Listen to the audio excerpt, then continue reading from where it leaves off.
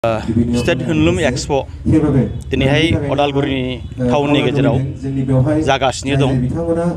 बेयाव बेखेवगिरि हिसाबै आंखौ लिंहरदोंमोन आरो बेखेवखांनायनि उनावहाय आङो गासैबो माने दिन्थिफुंसालिखौ आं गिदिंनानै नुबाय बा मोनदांनो हाबाय। जोबोद बाख्नायथाव।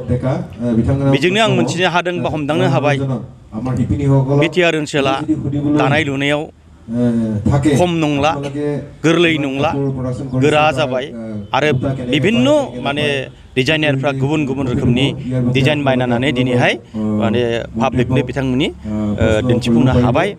आरो बेजों लोगोसे आथिखालनि बिटिआरनि चिफ मानगोनां प्रमद बर' बिथांनि दैदेननायाव आङो दिनै बिटिआरनि हेन्डलुम एन्ड टेक्सटाइल डिपार्टमेन्टनि सासे EM हिसाबै आं जि दायथ' लानानै खामानि मावबोदों बेनिफ्राय आं एसे मोनदांनो हादोंदि सारा बिटिआर ओनसोलाव जोङो दिनैहाय एवारनेस प्रग्राम खालाम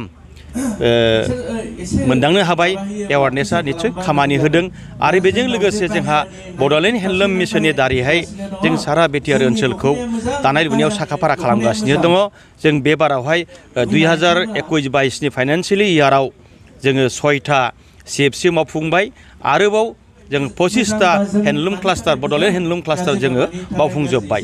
आरोबाव जोङो 2022-23आवहाय जों मावनो थांगासिनो दङ आरो बे मावनायनि दारैनो जोंनि सारा बिटिआरआ मोनसे मोजां माने दानाय लुनायाव आवगायबोदों होननानै आं मिजिंथिदों। नुनो मोननाय जादों बे समावहाय दानाय लुनायनि गेजेरजों जितु बर'फ्रा दानाय लुनाय आखाइजों दानाय लुनाय बेयो गोमालांदों, मेसिनजों दानायासो बांसिन माने गोहोम गोलैदों। बे समाव ना बेबो नंद्रायैनो नंगौ।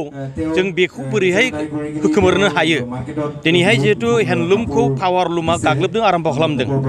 बेनि थाखाय जोङो बेबस्था लागासिनो दं आरो बोरैहाय जोङो माने हेन्डलुमखौ आरोबाव मार्केटआव साबसिनै लांफिननो हायो बेनि बेबस्थाखौ जों खालामगासिनो दङ। आरो जिथु हेन्डलुमनि बुस्थु, हेन्डलुमजों दानाय जिथु दानायनि जिथु क्वालिटि आरो जिथु पावारलुमनि जिथु क्वालिटि एखेबारे सानमोना डिफारेन्स।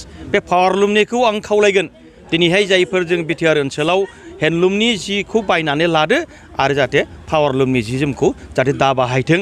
आरोबाव जोङो आयेनगत हिसाबै जोङो पावारलुमनि जि जोमफोरखौ जोङो BTCआव हाबनायखौ बन्द' खालामनो थांगासिनो दं। Thank you.